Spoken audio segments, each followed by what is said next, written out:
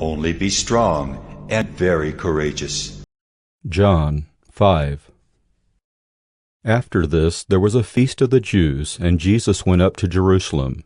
Now there is in Jerusalem by the sheep gate a pool, in Aramaic called Bethesda, which has 5 roofed colonnades.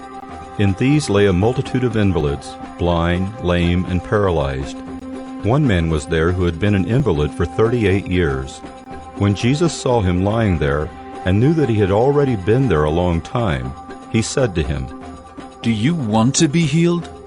The sick man answered him, "Sir, I have no one to put me into the pool when the water is stirred up, and while I'm going, another steps down before me." Jesus said to him, "Get up, take up your bed, and walk." And at once the man was healed, and he took up his bed and walked. Now that day was the Sabbath. So the Jews said to the man who had been healed, "It is the Sabbath, and it is not lawful for you to take up your bed."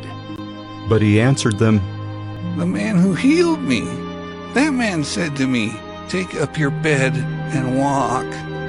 They asked him, "Who is the man who said to you, 'Take up your bed and walk'?" Now the man who had been healed did not know who it was, for Jesus had withdrawn, as there was a crowd in the place. Afterward Jesus found him in the temple and said to him, "See, you are well. Sin no more, that nothing worse may happen to you." The man went away and told the Jews that it was Jesus who had healed him. And this was why the Jews were persecuting Jesus, because he was doing these things on the Sabbath. But Jesus answered them, "My Father is working until now, and I am working." This was why the Jews were seeking all the more to kill him, because not only was he breaking the Sabbath, but he was even calling God his own Father, making himself equal with God. So Jesus said to them, "Truly, truly I say to you, the Son can do nothing of his own accord, but only what he sees the Father doing. For whatever the Father does, that the Son does likewise. For the Father loves the Son, and shows him all that he himself is doing. And greater works than these will he show him, so that you may marvel.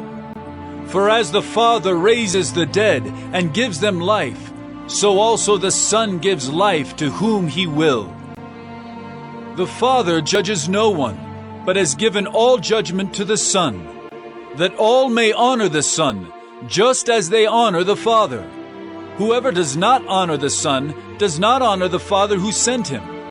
Truly, truly I say to you, whoever hears my word and believes him who sent me has eternal life. He does not come into judgment, but has passed from death to life. Truly, truly I say to you, an hour is coming and is now here, when the dead will hear the voice of the Son of God, and those who hear will live. For as the Father has life in himself, so he has granted the Son also to have life in himself. And he has given him authority to execute judgment, because he is the Son of Man. Do not marvel at this, for an hour is coming when all who are in the tombs will hear his voice and come out, those who have done good to the resurrection of life, and those who have done evil to the resurrection of judgment. I can do nothing on my own. As I hear, I judge, and my judgment is just, because I seek not my own will, but the will of him who sent me. If I alone bear witness about myself, my testimony is not deemed true. There is another who bears witness about me, and I know that the testimony that he bears about me is true. You sent to John, and he has borne witness to the truth. Not that the testimony that I receive is from man, but I say these things so that you may be saved. He was a burning and shining lamp, and you were willing to rejoice for a while in his light.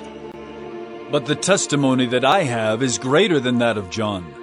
For the works that the Father has given me to accomplish, the very works that I am doing, bear witness about me, that the Father has sent me. And the Father who sent me has himself borne witness about me. His voice you have never heard, his form you have never seen, and you do not have his word abiding in you, for you do not believe the one whom he has sent. You search the Scriptures because you think that in them you have eternal life, and it is they that bear witness about me. Yet you refuse to come to me, that you may have life. I do not receive glory from people, but I know that you do not have the love of God within you. I have come in my Father's name, and you do not receive me. If another comes in his own name, you will receive him. How can you believe when you receive glory from one another and do not seek the glory that comes from the only God? Do not think that I will accuse you to the Father. There is one who accuses you, Moses, on whom you have set your hope. For if you believed Moses, you would believe me, for he wrote of me. But if you do not believe his writings, how will you believe my words? John 5. Only be strong and very courageous.